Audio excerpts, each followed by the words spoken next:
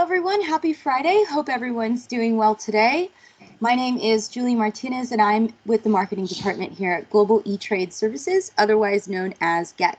So first off, I'd like to thank everyone for joining us for today's joint Electronic House Bill webinar session with Swivel and GeTS. So on the agenda today, we will cover a general overview of freight forwarder requirements for eHBL, highlights of the latest arrival regulations, and we'll wrap it up with an interactive Q&A session. So without further ado, I'd like to introduce everyone to our speakers today, Mr. Tommy Shu, General Manager of User Experience at Swivel, and Mr. Vikram Patel, Director of Business Development at GeTS. So let's go ahead and jump in. Vikram? Hey, Julian, thank you so much. Good afternoon, everyone. I hope all of you are doing well. Welcome to the eHBL webinar, and the purpose of the today's session is to educate about the ACI eManifest or the Electronic House Bill of the CBSA, or to just address some of your concerns which you might have been filing today, and there are some queries you have. We can address those. Second, we will also cover about the compliance requirements, the timelines, and as a freight forwarder, how you can get ready to do this electronic house bill filing with the Canadian Customs.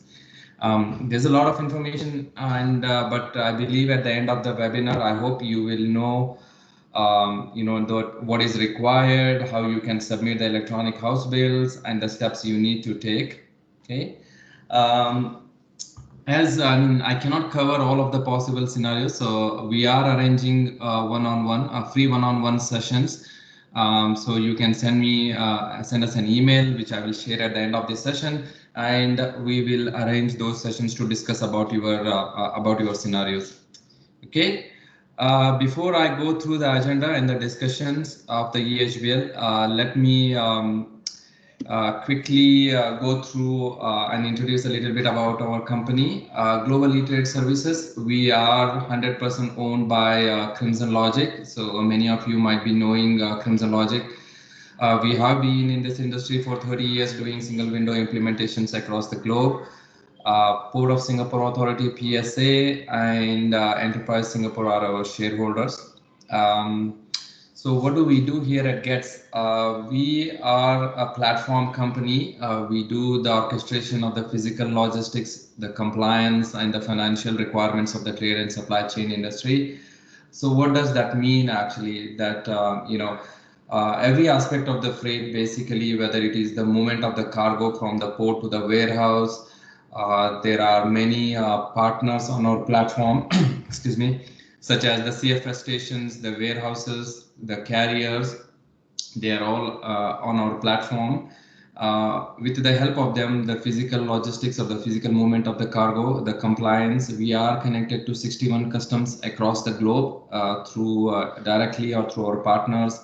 And on the financial side, we offer trade financing, invoice financing, factoring through our partners on the platform. So all of that has been enabled on our platform today.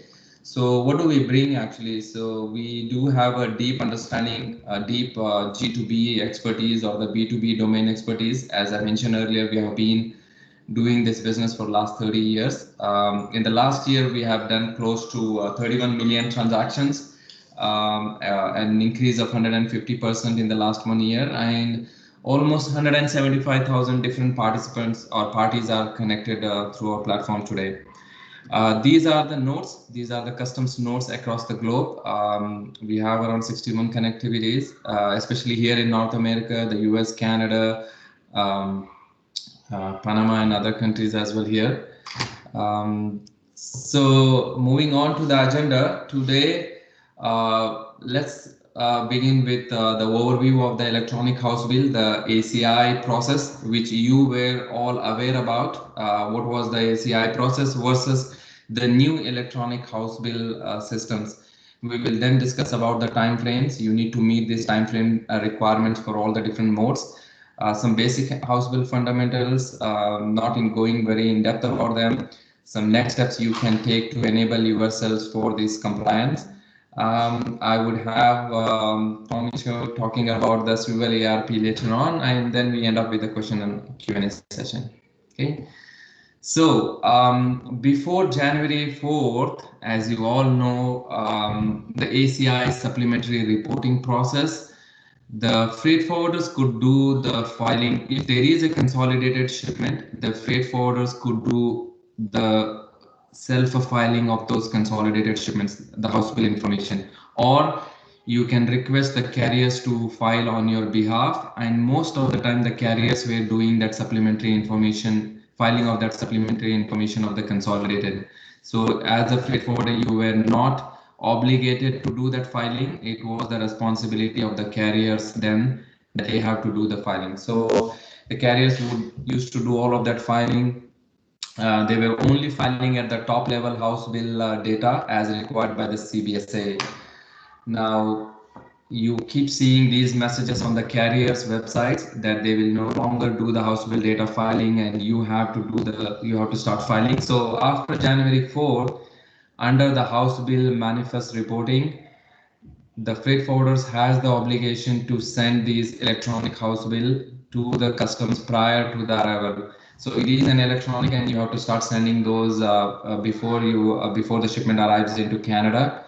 Carriers can no longer file those for the freight forwarders. It is you who have to start sending these electronic house bills.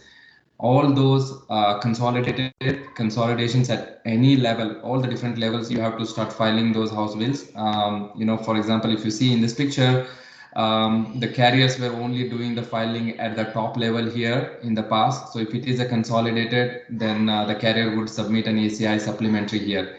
But under the house bill, at all the different levels, either it is your freight forwarder or co-loaders or the sub freight forwarders, all the levels of consolidated house bills need to be reported to the CBSA. Shipments passing through Canada, I mean those prop shipments, let's say a shipment coming from Europe, touching into coming into Canada and then going into United States, those can be filed under the ACI supplementary reporting. A quick overview of the previous deconsolidation systems. This is the legacy now because it was in existence before January 4th. So the carrier would log into the system. He will submit the conveyance reporting followed by the primary cargo. This is at the master bill of lading. They would submit this to the Canadian Customs, and then followed by supplementary informations. The carrier would log in and process those supplementary informations for those primary cargos. So the freight forwarders would then do the paper house bill filing at the primary cargo level, and then the release process was done based on those paper process. Under the new manifest, you see pretty much it is very simplified now. The carrier will do his part, the conveyance and the cargo reporting, and then it is everything the freight forwarder. So all those house bills you have to submit electronic versus the previous one as a paper process. So you submit all those electronic house bills at all the different levels, followed by submit a close message. Then the release process is done on your electronic house bill. Okay. So what is it next? How do you start with it and what you need to do? You are, as a freight forwarder, you are the first step is to get a freight forwarder carrier code from CBSA. It is a simple application process. You can submit an application to CBSA along with your company documents. CBSA will issue you a 8000 series carrier code. With this carrier code, you can deconsolidate the shipments, move the shipments, either they are import or exports. You can file those declarations. So all of these you can do using those freight forwarder carrier code. Also, in addition, now you can submit the electronic house bill data for all of those shipments. Okay, so overseas freight forwarders also can apply for this carrier code, and once you apply, CBSA would issue them. There are two types of freight forwarder codes. One is a bonded freight forwarder and another is a non-bonded. So when you submit this application, a simple application, you will get a non-bonded freight forwarder code. With the non-bonded freight forwarder code, you can only submit the house bill at the non-consolidation level. So if you see in this picture, This is an house bill at the non-consolidated level, and you can submit the electronic house bill for these shipments. Okay, followed by a close message, and that is what you can do with it. Excuse me. So a bonded freight forwarder code. With a bonded freight forwarder, you can also submit the consolidated shipments, and if those cargoes are moving inbound, let's say from Vancouver to Toronto or Montreal to Toronto, you can submit those shipment as well, right? So what you need additionally, along with that application, you need to post a security with CBSA. You can reach out to the surety companies, or we can help you in reaching out those surety companies. You can get a customs bond of minimum $25,000. It's just like an insurance. You might be applying with the surety companies. They might charge you $100 to $200, or depending upon your company profile with them. And with that $25,000 bond, you can do the submissions for those bonded shipments, as well as those consolidated shipments, as well as the movement of those shipments within inbound in Canada. So how do I apply for those carrier codes? There's a simple application process. We will share you these slides later. You can download this form, fill in all of those details, and send it to the customs along with your company documents. Our company will help you in filling up and applying that application. And once you have that freight forwarder code, you are ready to do the e-house bill. For the bonded freight forwarder code, as I mentioned earlier, you need to post a security with CBSA of $25,000, and all those details are here actually. So you can apply with the sureties and send that customs bond information to CBSA along with your application. So they will issue you a bonded freight forwarder code. Okay. Now, once you have the freight forwarder code, so what is next? We need to send a EDI application to CBSA.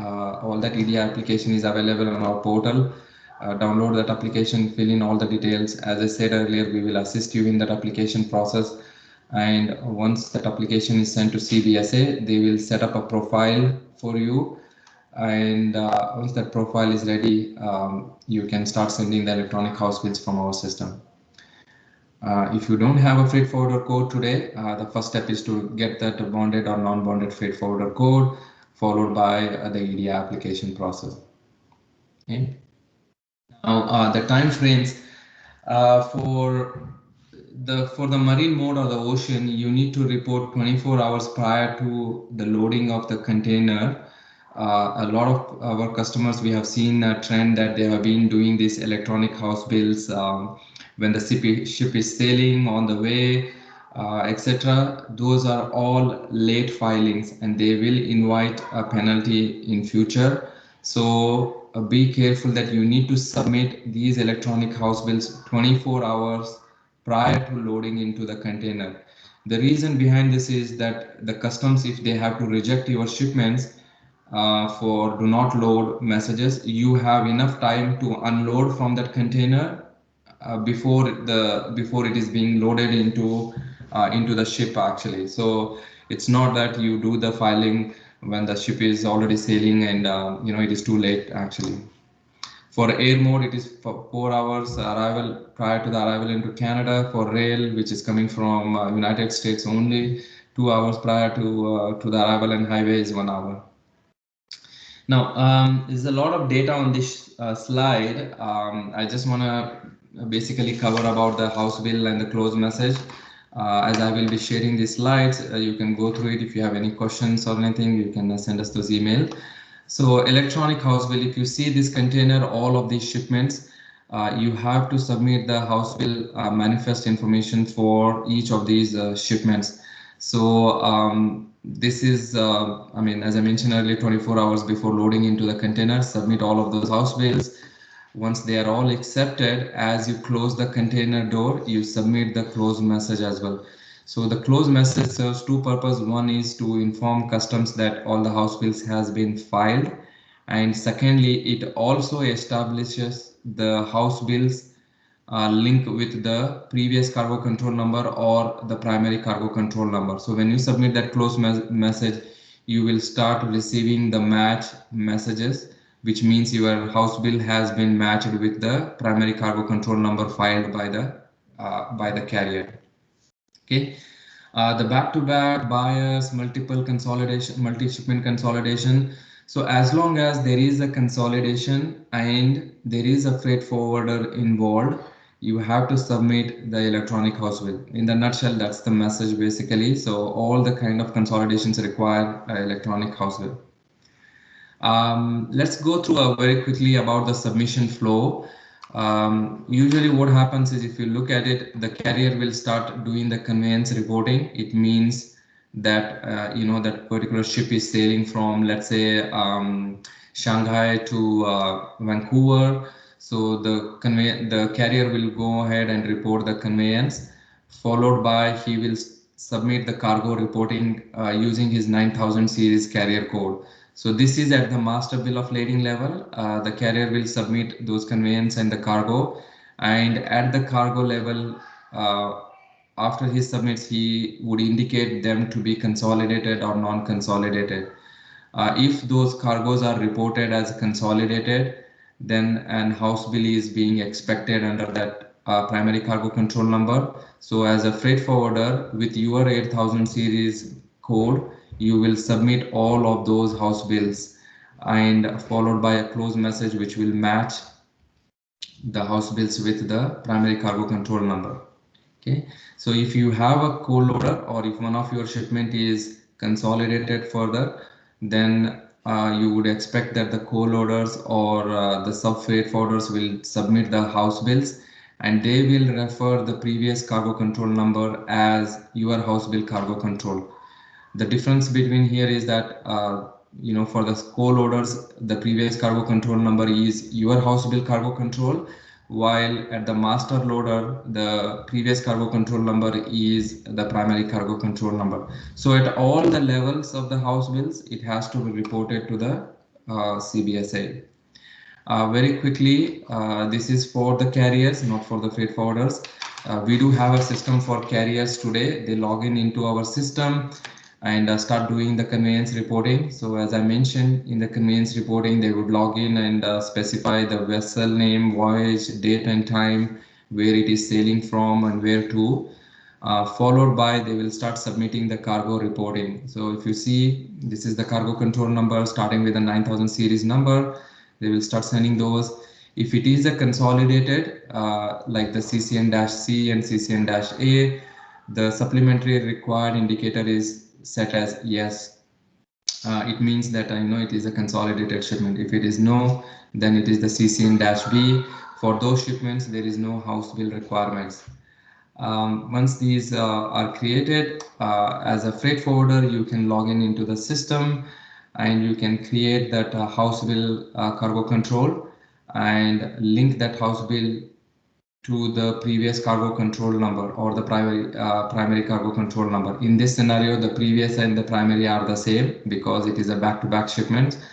So you provide all those details, start filing all of those house bills and send it to the customs. In this example, there are 11 house bills. So if I go back to this picture here, I would see that it has house bill A, B, C, and something like that, 11 house bills. And once all those house bills has been submitted, you will go to the close message and send a close message to the customs. Okay. In terms of the process, as I mentioned, 24 hours before loading into the container. So before arriving at the border, you will start sending the house bills. All those house bills come back accepted or rejected. We will send those email notifications to you. And followed by a close message. Once the close message is submitted, you have finished your obligation, you have finished your house bill filings. When the vessel arrives at the border, the vessel operator or the carrier will submit a conveyance arrival message. That message is also triggered back to the freight forwarders, so indicating that the vessel has arrived at the border. Post arrival, the cargo is now loaded onto the truck and arrives at the warehouse.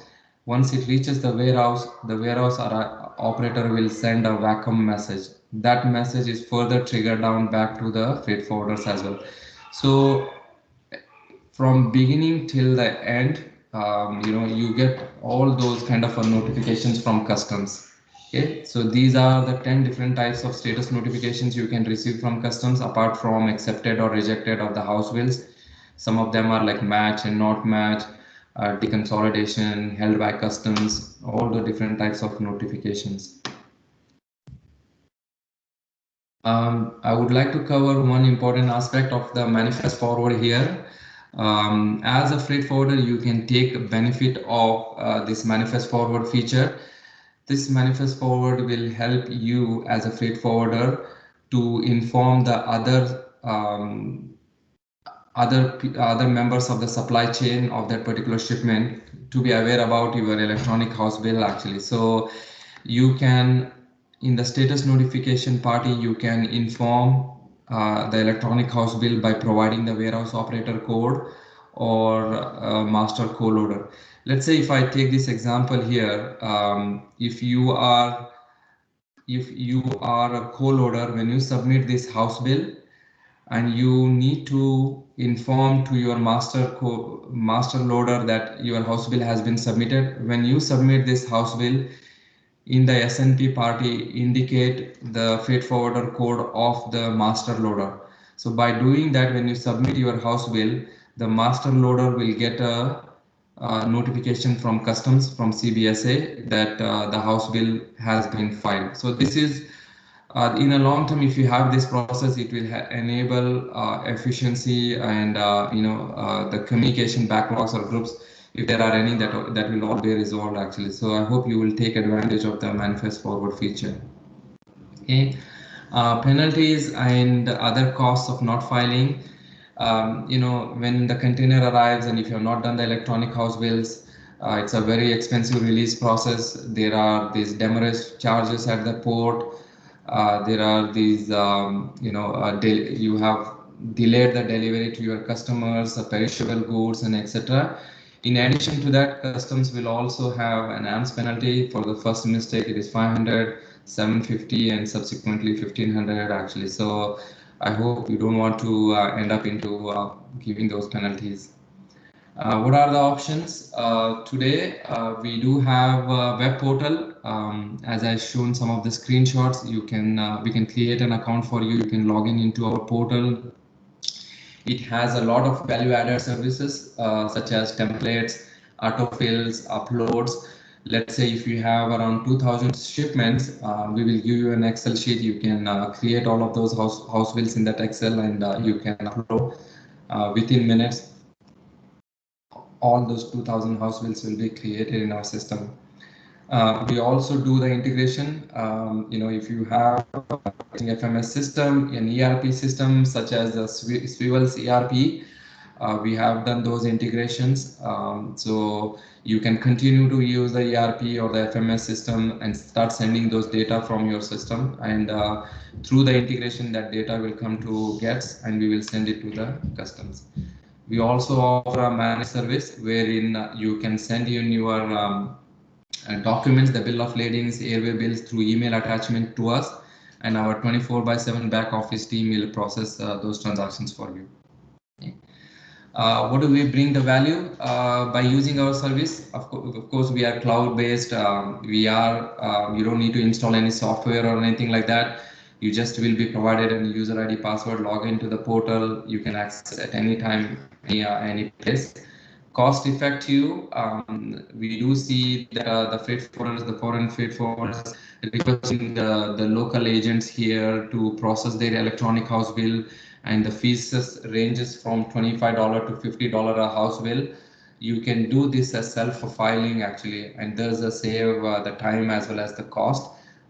As I mentioned, the foreign freight forwarders or any freight forwarder can apply for that code with CBSA, and with that code you can begin filing the house bill by yourself.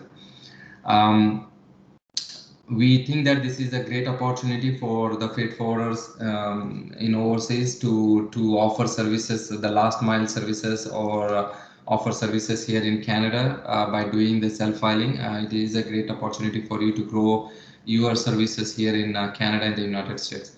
We do have 24/7 multiple channels of supports by email, online chat, and etc. Yeah, you can take benefit of all of those. Okay. So I would now hand it over to Tommy Shaw, GM of the user experience at the Swivel, to talk about the Swivel ERP.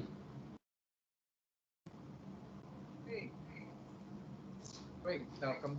Appreciate the time explaining the urgency and the mandatory of eHBL for Canada. Well, since we already went to a overview of the requirements and the mandatory and the penalties of eHBL, I'd like to explain more about our company and what we do and why did we integrate our services with GeTS, because GeTS is one of our EDI partners in this project. And also we did the integration in our ERP system. Let me explain a little bit more and give you more detail about Swivel software. Okay, we are a system solutions. We provide our system solutions to international freight forwarder, NVOs, and warehouse operator and procurement department. We also have a product development team. We have 20 years of experience in domain experts and technology knowledge. And we also have a support center that will take care of all the technical issues, step-by-step process. We also offer remote training or online training. And locations, we have our headquarters down in Hong Kong. And I'm currently at the USA office. And we also have a subsidiary office down in Japan.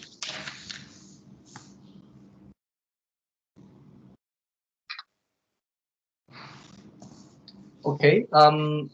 Swivel software modules, we have a variety of modules in our system.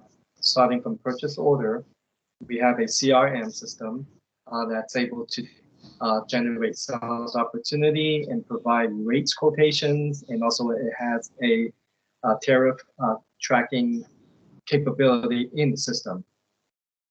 And also we have an international shipment management, which is ERP system, and we'll go into details about ERP system in a little while. We also provide a warehouse management system.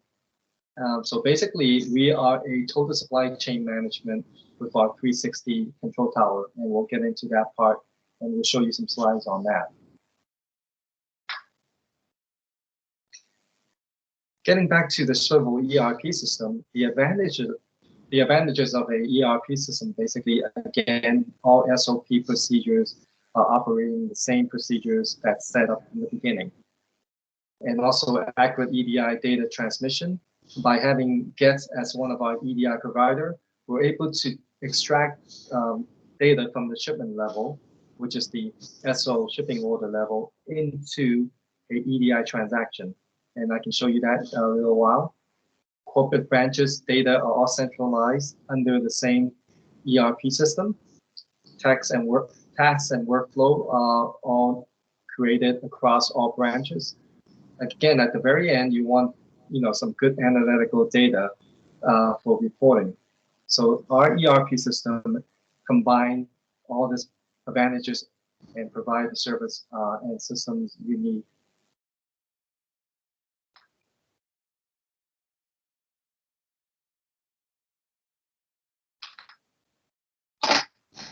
Okay, next slide.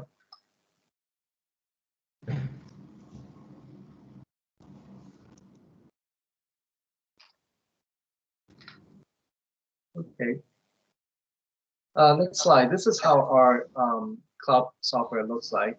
We log into a web-based, again, is a cloud-based software.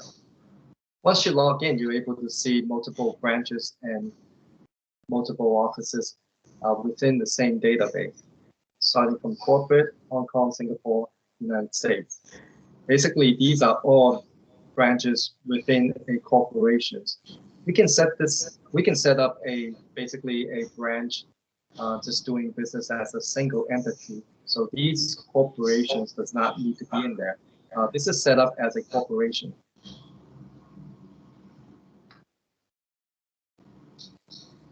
And once you're logged in, this is how our ERP looks like. We have different modules, starting from air, ocean, and trucking. This is the screen capture of our ERP system.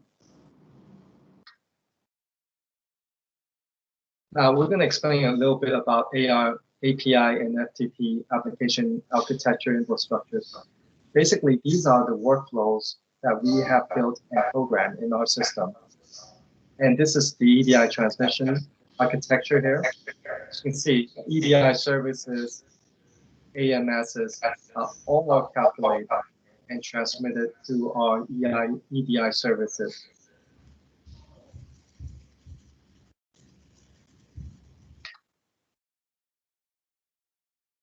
And a little bit more about the reason of integration, EDI transmission and interchange with GeTS.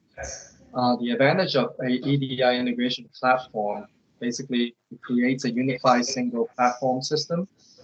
It improves the data accuracy and increase productivity and greater flexibility to complete a file. Also, the good thing is it's a single sign-on as a user ID login to access our ERP system. So basically, once you log into our ERP system, you're able to transmit EDI services using our system, but we're using EDI vendor GeTS as one of our vendors. Okay, these are some of the custom EDI integration we've done with GeTS, the ISF, the AES, and the eHBL. The screen capture shows you that we have created the ISF, AES, and eHBL tab in our ERP system. So once you click on ISF, data from the shipping order that we imported from the beginning, we have data entry from the beginning. We created a shipping order, and we want to complete a ISF. All we need to do is click on the ISF tab, and this is the IFS screen. So data automatically populates into the ISF tab. So basically, it will be the same for eHBL. So basically, it's the same functions we have integrated with AES and eHBL. And that's one of the reasons integration is very important for your ERP system. Okay, now I'm trying to explain more about our 360 control tower. Currently, it's an ERP system attached with our control tower. Our 360 product unifies the logistics platform and also controls all the EDI transmission system. It also provides a selling schedule and also provides shipment statuses, which is the track and trace. This can be attached to any ERP front-end system, and widgets can be used and can be add on into your ERP system, or basically we just program that into our ERP system. So you will have all these functions in a 360 view. And 360, our 360 software provide a better user experience, multiple partners, trading partners, and also on the same platform like buyers, sourcing factories, and logistics providers. So this is one of our new products that's coming out, and it's already been built. And if anyone's interested, we can always go into more detail about our 360 control tower software. It also is a simulation of a dashboard as well. And once again, I'm going back into the 360 dashboard. It's a business analytic by collecting consolidated system data to generate relevant information. So this is how our dashboard looks like. It's customizable. You can see it gives you the alerts of the shipments. It gives you the tonnage by each office here in the pie chart, and also gives you the shipment status as well. So how many has been booked, cargo is ready, departure, in transit, arrival, and delivery. So this is our intelligent business analytic dashboard in our 360. Swivel 360 is cloud-based technology. Again, the reason for this is because we want to have a easy access web cloud-based software for our logistics provider like NVOs and freight forwarders. And it does optimize and evaluates and strategize and plans and also implement and coordinate for operations. These are the main benefits and value of empowering a cloud-based technology. One thing is cost savings, security, flexibility, increased collaboration. It also controls the quality, and also it has a disaster recovery because everything's hosted on the cloud. And also it has a loss prevention. So basically it has no server on premises. So everything is stored on a cloud. So your data will not be lost. And we also have a disaster recovery plan for any lost data. So basically, we pretty much give you an introduction and presentation about Swivel software and our ERPs and some of the products we provide as a systems logistics solution provider. So we're open up to any questions regards to our system solutions and also regards to the eHBL GeTS have just provided and also presented. So we're open to any Q&As, and if anyone have any questions, please do feel free to contact us and address those issues that you have. Perfect. Back to you. Thank you, Tommy. Just a last comment from my side. As I mentioned that we are arranging free one-on-one sessions. Basically, the objective of these sessions is to go through your process. If you are encountering any issues or if you don't know how to process them, there are a lot of typical scenarios are there, why the match is not happening, why there is no match, whether I should do the co-loader should do the filing or the master should do the filing. So many situations and scenarios are there, so we can discuss those during these one-on-one sessions. So you can send us an email and we will arrange a session and go through that, and hopefully we can be at your assistance. Okay, thank you so much. Thank you.